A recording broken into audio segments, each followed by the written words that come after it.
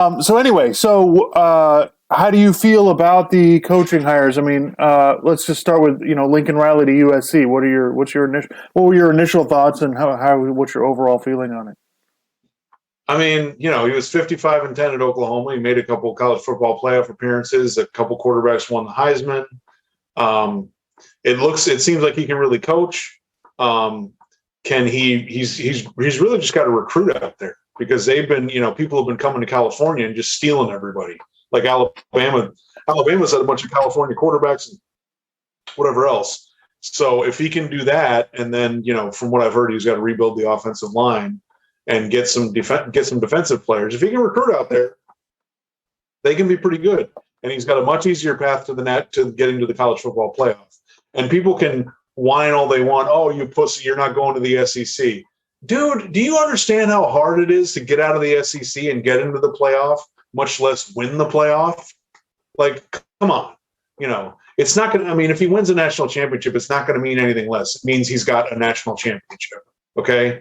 So it seems like it's a good hire. It seems like they've been kind of screwing around the last several years. They made a bunch of different hires that haven't worked since they had Pete Carroll there. So, hopefully, I think it would be great for college football for them to be good again, because then college football isn't as focused on the South, So that one, and then let's see. Yeah, LSU. I agree with you on USC. I think USC is a sleeping giant. I think that it probably won't take too long to get them back. literally next year, I would think there'd be a significant improvement, and then the year after that, it's like, okay, are you guys going to win the Pac-12 or what? Yeah. I think that recruiting base is incredible. Just to run down, okay, Alabama, Ohio State, Clemson, Iowa, Georgia. All their quarterbacks are from California.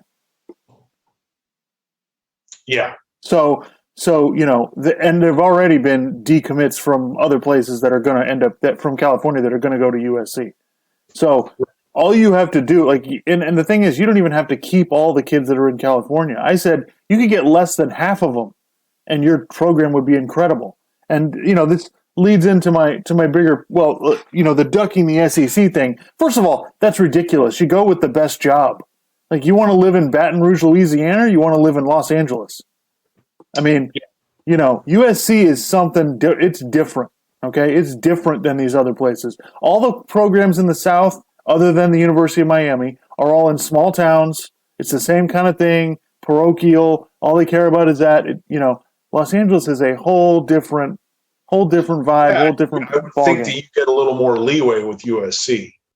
Right. If you're not, again, you can't be absolutely terrible, but with the SEC, it's like you blow one game, they're like, oh, we got to get this guy out of town. They're just, it's like someone, I heard this old quote, college football in the South is not life or death. It's much more important than that. So it's literally, that summarizes it. Right. It's exactly right. People don't understand who aren't from the South. They don't get it. To say it matters more here is absolutely true, beyond your wildest dreams. People, fans of Ohio State and Michigan are probably like, oh yeah, we care a lot. It's like, you do, but not as much as the SEC. Nope. It's a different level. It's a different level. So yeah, I think it's ridiculous. I think he could go out there and everybody, I think it's, and I'm hearing a lot of SEC. I do probably listen to some SEC based sports talk stuff, and they're getting a little high and mighty. I gotta say, the SEC people are getting a little bit, well, you'll never be us, and if you don't win here, it doesn't count, and all this nonsense. I think people are forgetting, because I realize that people that are, under 20, 25 and under, they don't remember what it was like when Pete Carroll was at USC. They were getting not just the quarterbacks and the receivers, offensive linemen, defensive linemen. I don't know if anybody remembers what USC's defense was like. Okay? Yeah. They had NFL players all over the place. Troy Polamalu, Ray Malaluga, Brian Cushing. They had just coming out of their ears. Okay, and every time they played an SEC school, they beat their butt. So I don't want to. I'm tired of this SEC is high and mighty. Just knock it off. If Lincoln Riley gets it rolling there, you're going to be in severe trouble. Yeah. But that's that's what it comes down to. In college football recruiting, it's upfront. Do you get the big guys, the guys that get the quarterback? That's what always matters at the end of the day. Right.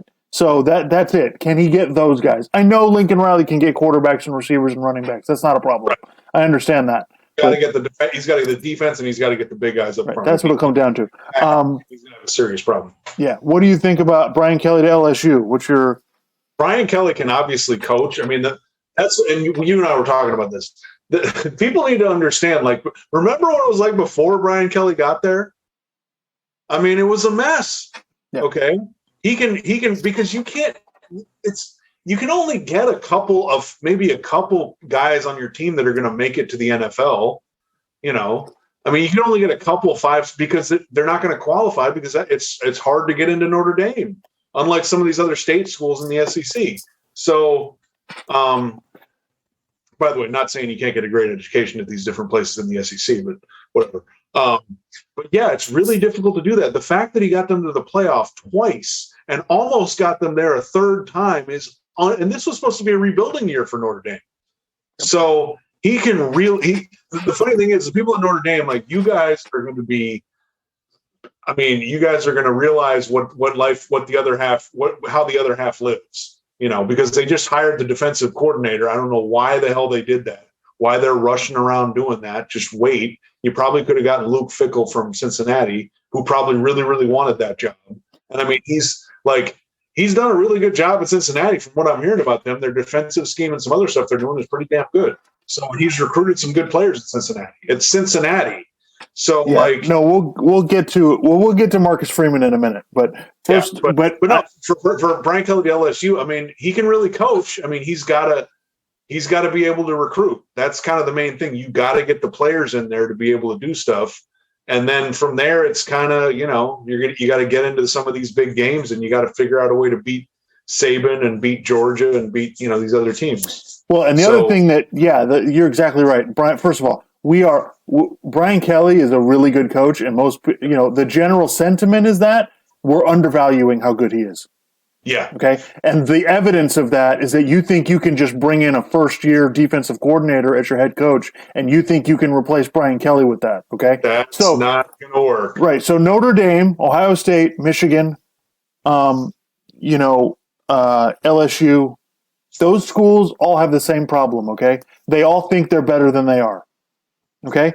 Notre Dame, the people at Notre Dame think, oh, we're going to be national championship contenders from now on, as if that's who we are. Okay?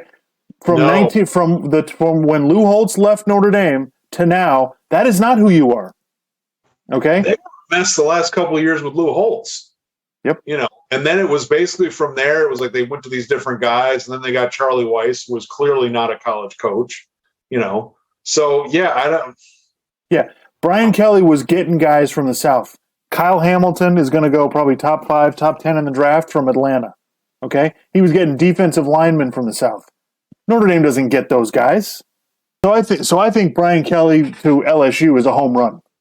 I know it wasn't LSU's first choice. They wanted Mel Tucker. They wanted Lincoln Riley. I understand that. But to me, LSU is like, oh, and then you hear people talk about the fit. Well, as if you have to be from there. Well, I hate to point this out. Ed Orgeron was from there, and Yeah, Ed Orgeron was from there. It didn't really work out. Les Miles is from Ohio. Nick Saban is from West Virginia. They won national championships. So fit doesn't matter. Can you recruit? Right. I mean, it's basically like recruiting is like being a salesman. I mean, can you sell stuff? Because you can either sell stuff or you can't. If you can't sell stuff, fine. But if you can sell stuff, you can pretty much probably sell stuff anywhere. And there's a lot of extra stuff you have to deal with at Notre Dame, with the boosters, the administration, all of that stuff. There's going to be stuff like that at LSU, but it's not the same as Notre Dame. Yeah, because Notre Dame just has this, I don't know what you want to call it, an aura or something about it, and it makes people nuts. I don't know. Yeah, so the thing is, like, if Notre Dame's expectations are we're going to be like Brian Kelly made us for this whole time, no. You take Brian Kelly out, you're an average football program. Okay? I mean, I hate to, break that to you. But yeah, I think LSU is in for a treat, and LSU is ready to win next year.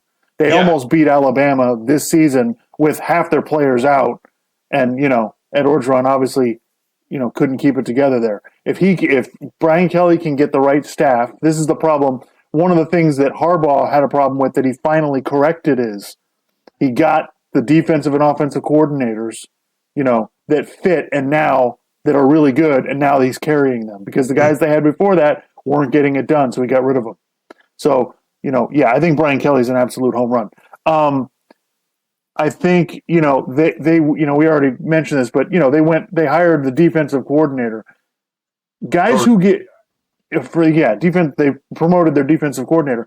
Guys who have never been head coaches before that, the assistant that becomes the head coach doesn't usually work out, especially in college football. Okay? There's few examples, right? Jimbo Fisher was the assistant at Florida State. After Bobby Bowden left, they ended up winning the championship. They were kind of getting him ready for that before Bobby Bowden left. Right. Yeah. So yeah, there's not a great track record with the assistant coaches, and I just think Notre Dame is a different job. You have to have been a head coach. At least Brian Kelly was Brian Kelly was a head coach for 20 years before he took the Notre Dame job. Yeah. It's a different. What I don't understand is, you're I understand. Basically, the only reason from what I was listening to Joel Klatt on the radio earlier this week, and he was saying that the only reason he thinks they hired him is because they were concerned they might get into the playoff, and they didn't want to look.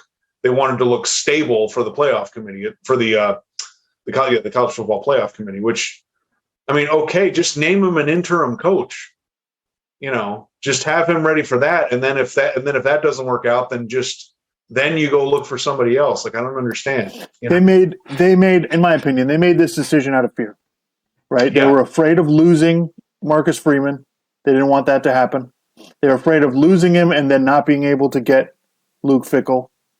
And like I said, with the recruiting period, there's pressure to get it done now, instead of taking a longer view. But the problem is, I just feel like, I will be really fascinated to see where we are 3 years from now.